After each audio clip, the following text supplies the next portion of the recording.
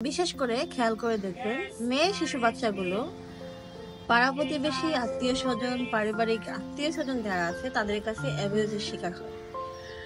অনেক সময় দেখা যায় যে মেয়েরা কিন্তু বাচ্চা মেয়েগুলা বুঝতেই পারে না তার সাথে যে খারাপ কিছু হচ্ছে না ভালো কিছু হচ্ছে।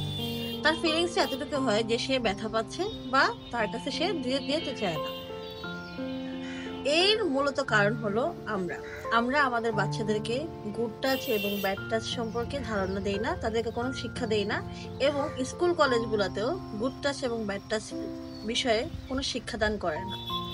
এক্ষেত্রে মেয়ে বাচ্চাগুলো আপনি খেয়াল করে দেখবেন কখনো না কখনো যদি আপনার কোনো আত্মীয় স্বজন বা পাড়া প্রতিবেশী বা অমুক পার্সনের কাছে যদি আপনার বাচ্চা যেতে না চায় তাহলে তার কথাটা একটু শুনুন, বাচ্চাদের মনের ভাবটা একটু বোঝার চেষ্টা করুন।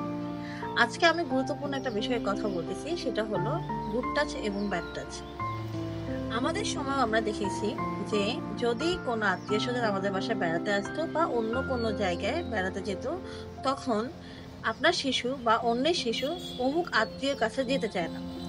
তখন সচরাচর হয়তো কি যে কোনো মেয়ে যদি তার কারো বিষয়ে কমপ্লেন করে যে আমি আমার বাবার ভাইয়ের কাছে যাব না, চাচার কাছে যাব না, মামার কাছে যাব না, চাচা তো মামার কাছে যাব না, চাচা তো ভাইয়ের কাছে যাব না, বা অমুক ভাইয়া তমুক ভাইয়া, অমুক মামা তমুক মামা, দুলা ভাই এদের কাছে আমি যাব না, তখন সচরাচর হয়তো কি মুরব্বীরা ওই বাচ্চাটাকে ধমক দিয়ে চুপ করে বসায় রাখতো। বরং তো ওই বাচ্চাটাকে এমন ভাবে শিক্ষা দিত যে ও বংশগতভাবে বা পারিবারিকভাবে বেয়াদব। বাচ্চারা যদি কারো কাছে যেতে না চায়, কেন যেতে চায় না, তার কি সমস্যা, এই বিষয়গুলো নিয়ে বাচ্চাদের সাথে খোলামেলা কথা বলে। আমাদের আশেপাশে এমন কিছু পরিবার থাকে যেসব পরিবার মানুষজনগুলো আপনার সাথে হয়তো বা কথা বলবে খুব ভালোভাবে, কিন্তু তাদের ভিতরে এত বেশি নেগেটিভিটি ভরা থাকে, তাদের ভালো কথাটাও অনেক সময় আমাদেরকে ট্রেন করে ফেলে। এত বেশি নেগেটিভিটি আপনার ভিতরে ছড়াই দিবে যে নেগেটিভিটির কারণে আপনি আপনার নিজের আত্মবিশ্বাসী হারায় ফেলবেন। এটা এরকমই হয়। দ্বিতীয়ত, যেসব আত্মীয় স্বজনগুলা এই সকল সমস্যাগুলো তৈরি করে ক্রিয়েট করে, তারা আসলে তারা যে কি চায়, তাদের জীবনে কোনো কি লক্ষ্যে তারা আগাতে চায় সেটাই তারা বুঝে না বা বুঝতে পারে না। আমাদের মেয়েদের সাথে এমনই হয়ে আসছে, যুগের পর যুগ, বছরের পর বছর এটাই চলে আসছে, একজন নারী কোথাও সেফ না। না সেটা বাবার বাড়ি, না সেটা শ্বশুর বাড়ি, না সেটা নিজের স্বামীর কাছে, কোথাও সেফ না। কেননা মেয়ে মানুষ যুগের পর যুগই তার ইজ্জত রক্ষার্থে, ইজ্জত সেভ করার জন্য কখনো না কখনো কাউকে বিশ্বাস করে এবং সে সেখানে ধরা খায়।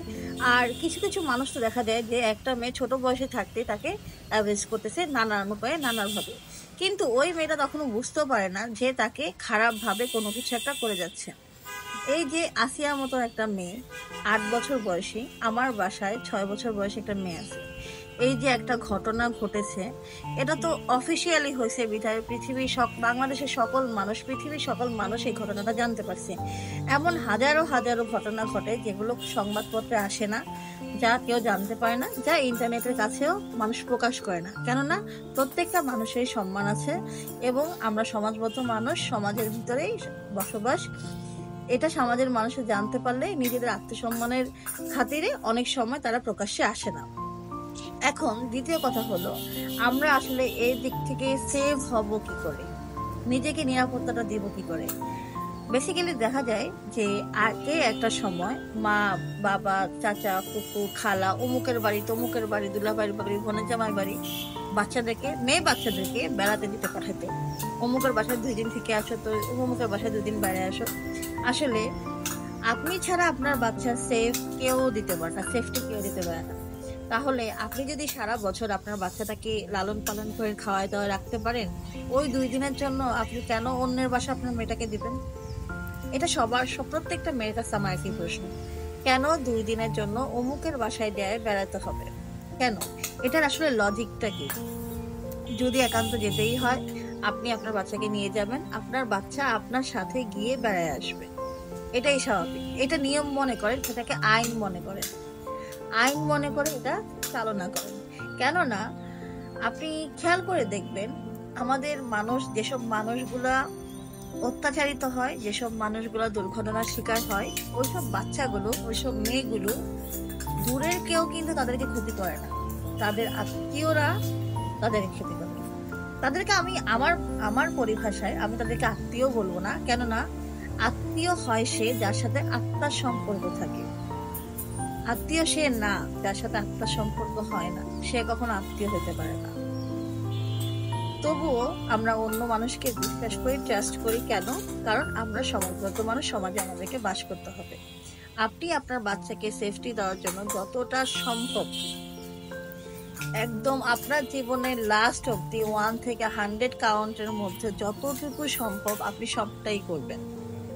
কারণ সেটা মেয়ে, যতদিন পর্যন্ত একটা মেয়ে শিশু, বাচ্চা মানুষ, বাচ্চা মেয়ে, সে ছোট থেকে একদিনের বাচ্চা হতে শুরু করে বিয়ের আগ পর্যন্ত আপনি এমন একটা সেফটি জোন তাকে দিবেন যাতে অন্য কোনো খারাপ মানুষ তার দিকে হাত বাড়াতেও না পারে।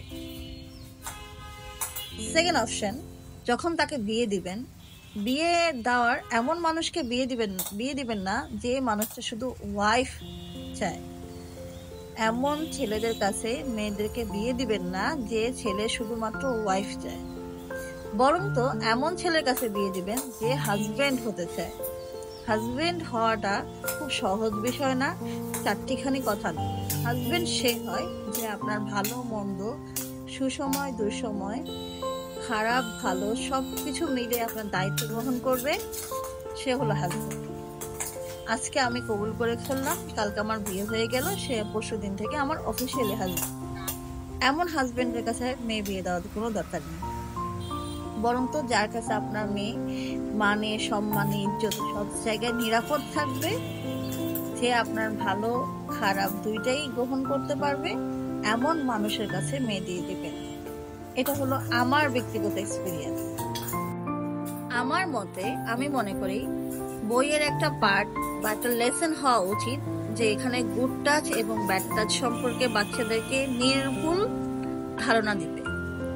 কোন মানুষটার কাছে যাওয়া উচিত, কোন মানুষটার কাছে যাওয়া উচিত না, কার সাথে কথা বলা উচিত, কার সাথে কথা বলা উচিত না, কথা বললেও তার সাথে কোনোভাবে কাছাকাছি এসে কথা বলার প্রয়োজন নেই, এই সম্পর্কে বাচ্চাদেরকে একটা ধারণা দেওয়া উচিত। কেননা অনেক সময় বাচ্চারা যদি একটা চিপস কিনতে দোকানে যায়, সেখানেও বাচ্চাদেরকে অ্যাবিউজ করা হয়। লক্ষ্য করে দেখবেন মেয়ে বাচ্চারা এই বিষয়টাতে মেয়ে বাচ্চারাই সবচেয়ে বেশি কষ্ট পায়, মেয়ে বাচ্চাদেরকে সবচেয়ে বেশি টার্গেট করা হয়। এতে আপনার সাথে যে ধরনের সম্পর্কই হোক না কেন, যা কিছু হোক না কেন, একেবারে একটা টিনেজ বয়স হতে শুরু করে 80 বছরের বুড়া লোকের কাছেও আপনার মেয়েটা সেফ না। এটা আপনাকে বুঝতে হবে। যদি আপনি মেয়ের বাবা হন বা মেয়ের মা হন, আপনাকে এটাই মেনে নিতে হবে যে আপনার মেয়ে শিশুটা একজন 80 বছর বৃদ্ধার কাছেও সেভ না। তাহলে আপনি আপনার মতো করে তাকে নিরাপত্তা দেন, এবং নিরাপত্তাটা এমন ভাবে দেন যেটা আইন। আপনি আপনার বাসায় আপনার ব্যক্তিগত একটা আইন জারি করেন, যেহেতু আপনার বাচ্চাকে অন্য কেউ টাচ করতে না পারে।